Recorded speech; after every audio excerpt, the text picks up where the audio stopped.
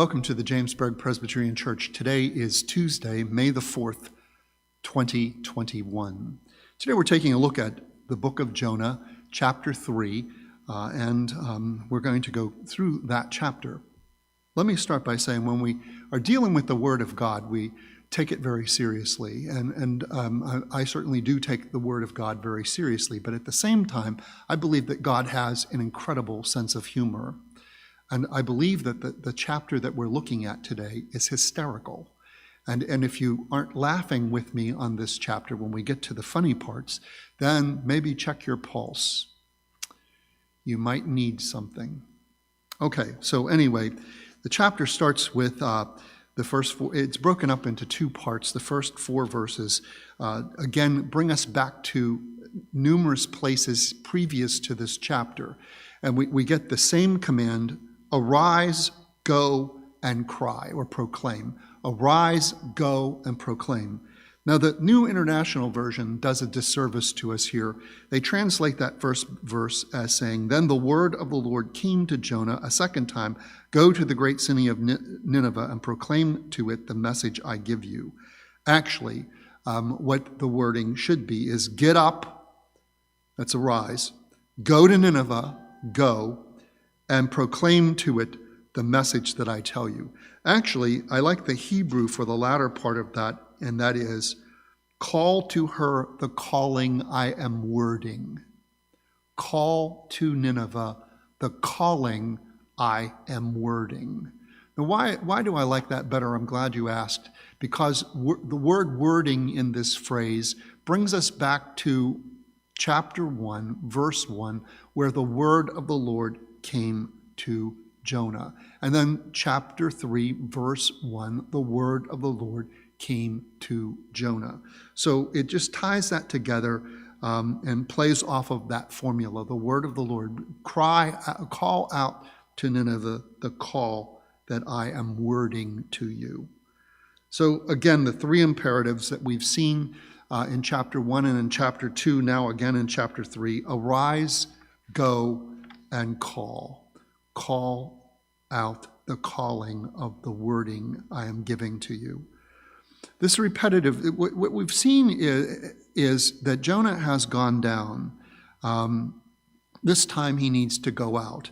He went down to Joppa. He went down to the ship. He went down to the inners of the ship. He went down into the ocean. He went down into the belly of the sea. He went down into the land of death. He went down despite the ascent to dry land. And now the agenda, and none of the agenda has been advanced at all. And now he's going out to the city of Nineveh. So far, he's been going down, now he's going out. And I think that direction is just one of the very minute details of the story that make this chapter so interesting. So he went out. Now, it's interesting to note that we are not told what he is to say. We're not told the message or the wording that God is calling to him. We're not told that at all. But he says, yet 40 days and Nineveh will be overturned. We're going to come back to that last word, overturned, in just a moment. But let me just tie up a few loose ends. He's to go to the great city of Nineveh. And the commentators have spent some time thinking about what that means, the great city of Nineveh. The great city of Nineveh to God. What does that mean exactly? Is it just a big city? We could take it as that.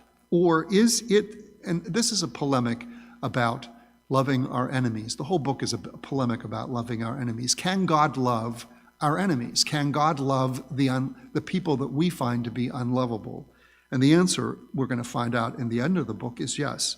So this great city before God can mean these things, that the city is so impressive that even God is impressed by the city, or that God rules over the city.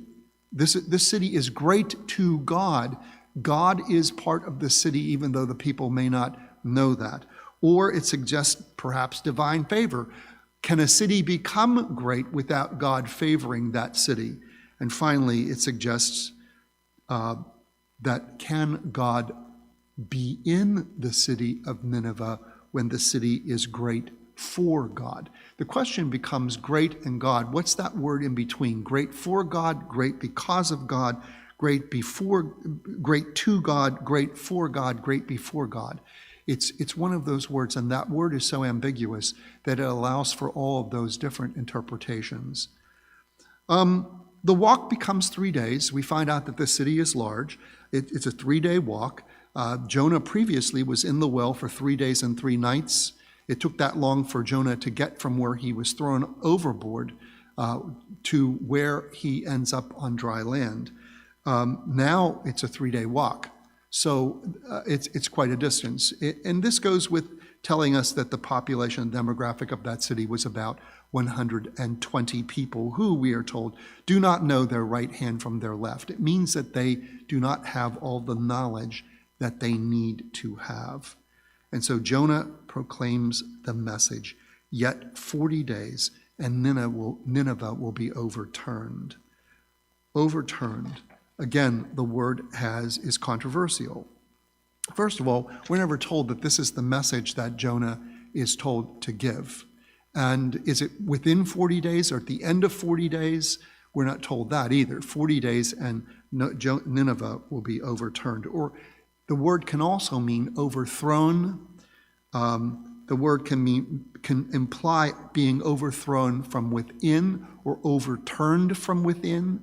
It doesn't have to be an outward thing. The word implies a number of possibilities when we get to this. But what we can walk away with is that something is going to happen either in 40 days or within 40 days. Now, the Septuagint translates that 40 days as 3 days. It may mean that the 3 days is more authentic to the book because it was translated at an earlier time. It may mean that an editor changed the 3 to 40. It may mean that the 40 was always there and that it was mistaken as 3 days, but I wanted to point that out. This coordinates, however, with a 3-day description, but some commentators say that if you're walking through the city for 3 days, can you overturn it at the end of 3 days or within 3 days? Is that even fair? So does the city overturn itself? Does the city overthrow itself? Do the people overturn themselves? Do the people overthrow themselves? Does an outward force overthrow them or overturn them? We're not told.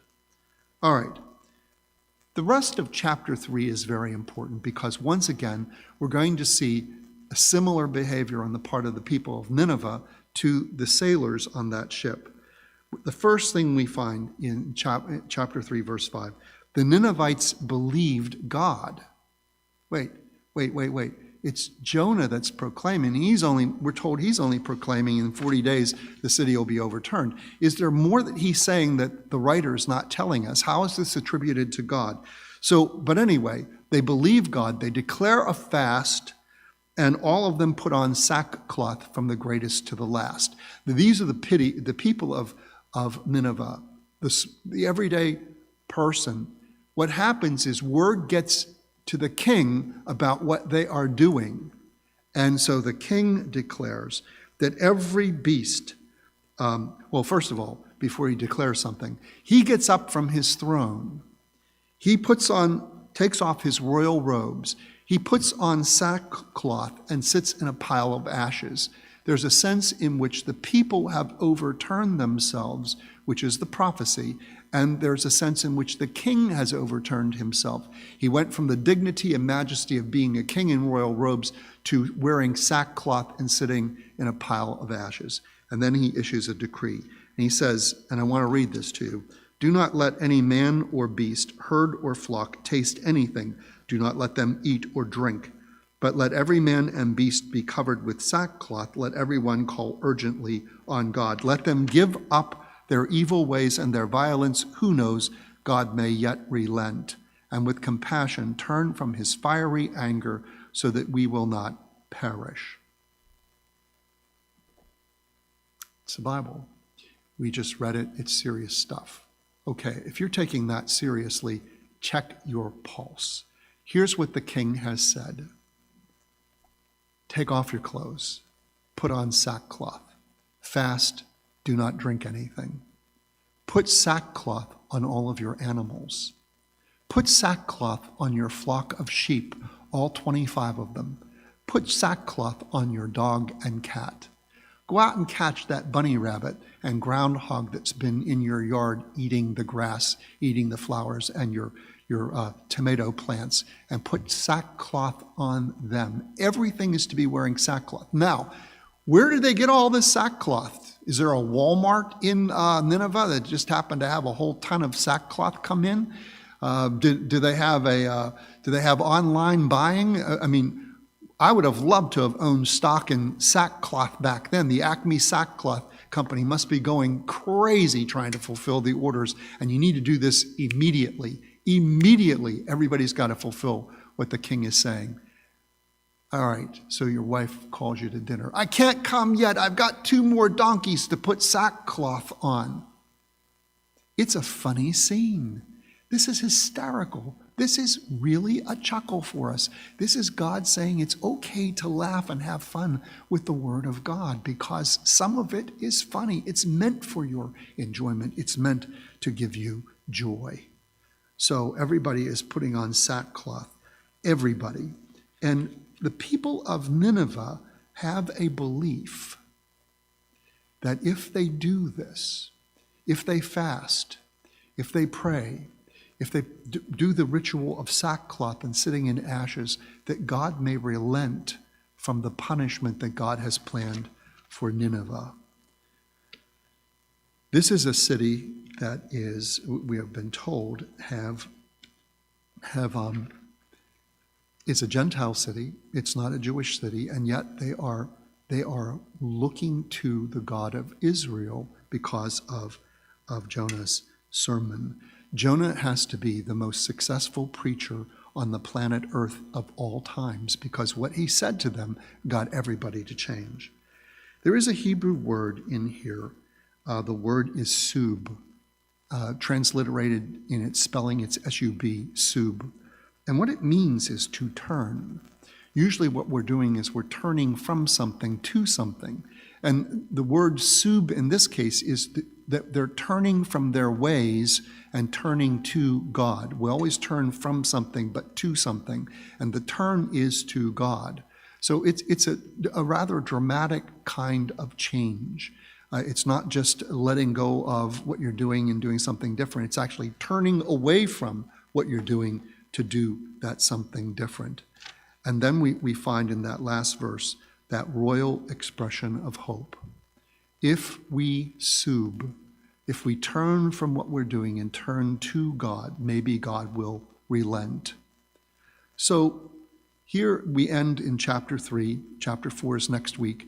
Here we end in chapter 3 with a wildly successful prophet preaching a sermon he does not want to preach, and the people responding to that sermon, probably given with only half of his interest, half of his passion, half of his own enthusiasm, wildly turning to that sermon and making a difference in their lives. With the king of Nineveh, the king of this empire saying, maybe God will relent. Get in your minds that picture of all the sheep wearing sackcloth.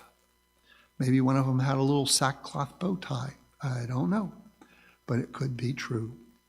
Thank you very much for tuning in today.